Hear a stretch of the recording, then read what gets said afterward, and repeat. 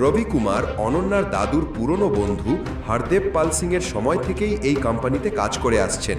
হরদেব পাল সিং থাকা অবস্থায় তিনি কোম্পানির গুরুত্বপূর্ণ সিদ্ধান্তের একটি বড় অংশে ছিলেন, কিন্তু এখন তিনি এখানে কেবল নামমাত্র অ্যাডভাইজার কাজ করেন। Good morning লোবো। চুপ করো।